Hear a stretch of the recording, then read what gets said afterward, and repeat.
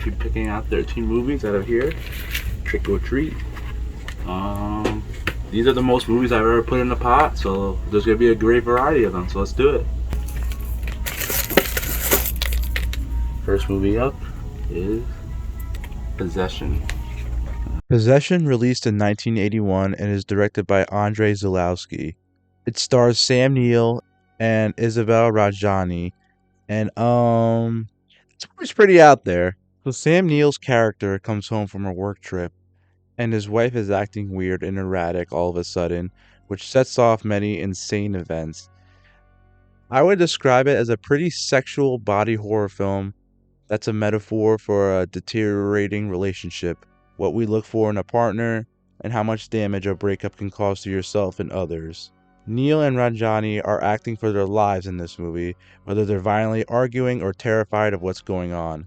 The effects are great and gross. I don't want to reveal much because it's definitely a movie I would encourage horror enthusiasts to seek out on their own. Since this was a first watch, I feel like I didn't fully absorb this insane oddity, but I definitely respected it, so this gets 8 jack-o'-lanterns out of 10. Next movie up, Event Horizon. So Event Horizon was released in 97 and is directed by Paul W.S. Anderson. Besides Dr. Grant, we also have Lawrence Fishburne, Jason Isaacs. Yes, this movie is a riff on aliens, but instead of making contact with, gray little beings from Mexico, this wormhole device that was supposed to be for wormholes and interstellar travel made contact with space hell, and now space demons are coming from that dimension and possessing people and killing them. I quite enjoyed this movie. It's essentially a big budget B movie with A-list actors. The practical sets look great, and it has a spooky space atmosphere with some gnarly scenes of body horror and some absolute crazy montages of space hell torture orgies. Event Horizon is a schlocky B-grade sci-fi horror movie with A-list talent and production values, so I give it an 8 jack-o'-lanterns.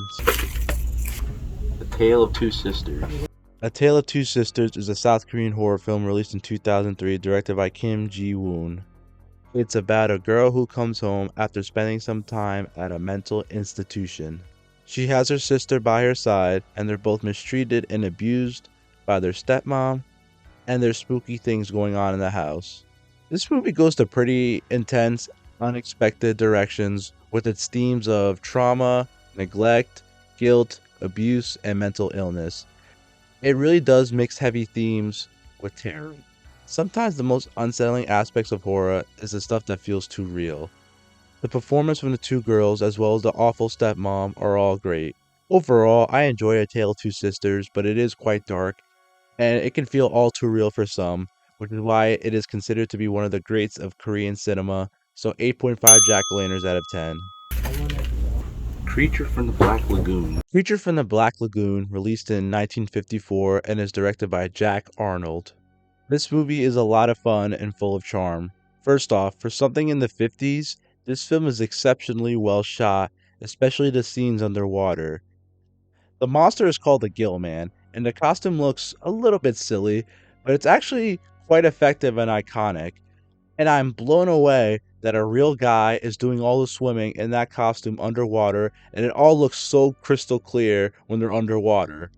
Overall, Creature from the Black Lagoon is a lot of fun and quite thrilling, with its very impressive underwater cinematography, so I give it 8 jack-o'-lanterns out of 10. Serpent in the Rainbow. Serpent in the Rainbow, released in 1988 and is directed by Wes Craven and stars movie president legend Bill Pullman. It revolves around an ethnobotanist going into Haiti and investigating a story about a man who allegedly came back from the dead using Haitian voodoo. We get lots of unique set pieces of action and creepy hallucinations. This film is based on a real man who actually went to Haiti and explored the voodoo religion. It is something still practiced today over there and not quite understood by most. What's quite interesting is that the origin of the zombie myth comes from Haitian voodoo stories. Overall, Serpent in the Rainbow was quite interesting with its exploration of Haitian voodooism, with some political thriller and horror mixed in there as well, which makes for a very unique film. 8.5 jack-o'-lanterns out of 10. This is Night of the Living Dead, the 1990 remake. The Night of the Living Dead 1990 remake is directed by Tom Savini. It reimagines George A. Romero's 1968 film that kickstarted the zombie revolution, which I reviewed last year. Right off the bat, I think this is a very solid remake of the original with a star-leading performance from character actor Tony Todd. Tony Todd recaptures the charisma and intensity of the great Dwayne Jones. They add more development to Barbara's character, making her more of a badass, which is cool. This movie reimagines everything from that original movie, and they do it quite well. Night of the Living Dead 1990 remake is safe and straight to the point with two goodly performances, and the birth of the zombies being reimagined for modern times, so this gets 8 jack-o'-lanterns out of 10. House, 1977. House, released in 1977 and is directed by Nobuhiko Obayashi. Yes, I reviewed another movie called House in 2020, but this is completely different. This is a Japanese horror film that is honestly one of the weirdest and most out there films I've ever seen. This movie shifts between tones in whiplash fashion at every moment. I've only seen it once, so my review will definitely not do it any justice. This movie is essentially seen as a very wacky, haunted house movie through the lens of a child, because the director actually wrote this movie with his child, with his daughter. And when you have that knowledge, it kind of makes sense. Like, these little girls have like abilities, and like the house is like alive, and they're fighting the house at some point, and it's just so crazy. There are these insane, colorful set pieces that are meant to be a kid's interpretation of horror. Like, what the hell am I looking at? But hey, they went for it, and that's cool. So yeah, I'm still processing this movie, but I definitely admire it. So 7 jack-o'-lanterns out of 10. Halloween Town. Let's watch a Disney Channel movie. Oh yeah, Halloween Town, released in 1998 and is directed by Dwayne Dunham. Actually, I've never seen this movie until now, and I was quite a fan of Disney Channel during this time. Why didn't I? Because I watched stuff I wasn't supposed to during Halloween season when I was a kid. So yeah, this movie's cute, I'm not gonna lie. Debbie Reynolds, who's an icon, is a delightful witch grandma. The kids sneak off into the witch world, Halloween Town, and it's full of spooky creatures, and they're pretty cool. The kids get powers, and they take down the bad guy. The biggest praise I'll give to this movie is the practical costumes, and they're charming, and they give this movie much more of a production value than it needed to have. Of course, 90s April O'Neil is in this as well. That's pretty cool. I had fun watching this. If I wasn't busy watching censored horror movies on cable, I probably would have been watching this, so 7 jack-o'-lanterns. This is called Impedagore. I don't know what this is. Impedagore is a 2019 Indonesian horror film directed by Joko Anwar. This film explores a pair of women who go into a secluded forest because one of them sees a picture of her younger self, and they learn they have a connection of some kind to this village and their cursed history. This was a very engaging film that explores a very interesting part of Indonesian culture. When the film reveals itself, it takes an intense, surprising turn full of curses, betrayal, and generational trauma. It's really unsettling when you go into a strange, unfamiliar place and everyone pretty much wants to kill you. The film looks amazing with its top-notch cinematography that captures such unique locations in Indonesia. If you have Shudder, check this one out. It is an intense horror film set in a unique location and culture, so this gets 9 jack-o'-lanterns out of 10. What We Do in the Shadows. What We Do in the Shadows is a New Zealand horror mockumentary that released in 2014 and is directed by Taika Waititi. It's essentially The Office, but with supernatural creatures living amongst humans. I gotta say, I laughed a lot watching this one. It's hilarious seeing vampires bumble their way in the contemporary world, and how they make light of vampire tropes and just have fun with it. This movie balances the spooky, the awkward humor, and the absurd pretty well, and yeah, Taika, please do another horror comedy. Overall, this movie made me laugh, and it was ridiculous. Lots of vampire stupidity, so 8 jack-o'-lanterns out of 10. Extraordinary. Extraordinary is an Irish 2019 horror comedy directed by Mike Ahem and Enda Lauman.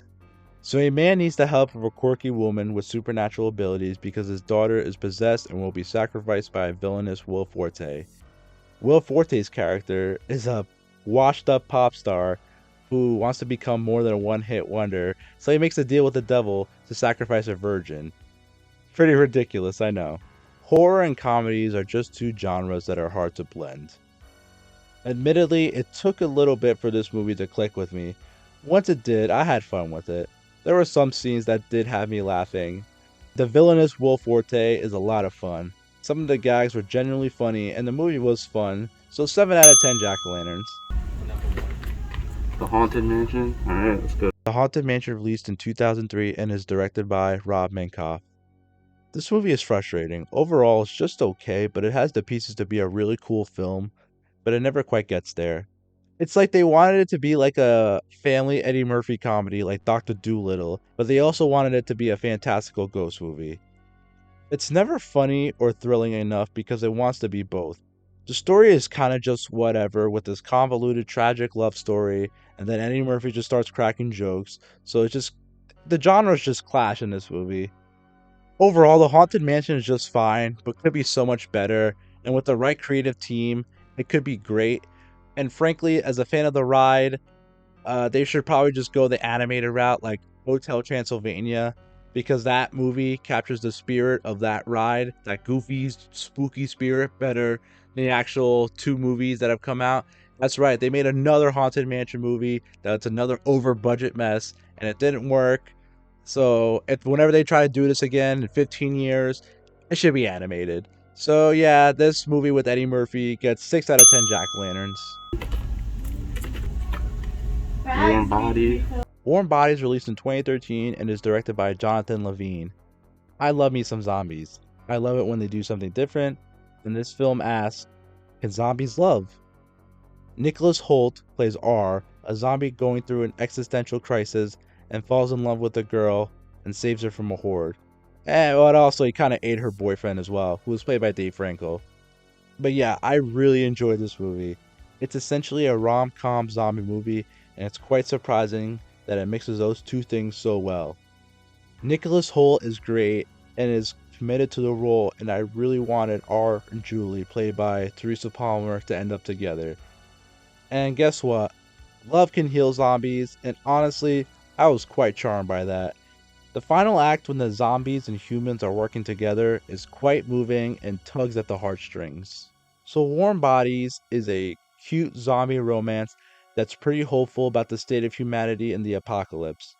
Cheesy, corny, maybe, but it's cute, so 9 out of 10 jack-o'-lanterns. Alright. Another 13 random horror movies down the drain. But yeah, guys, I'm going to be back. Next year will be the 5th year. It's going to be a big year, and I'm going to go all out. That's all I'm going to say. Happy Halloween. I hope you enjoyed all my videos this year, and I'll see you guys soon.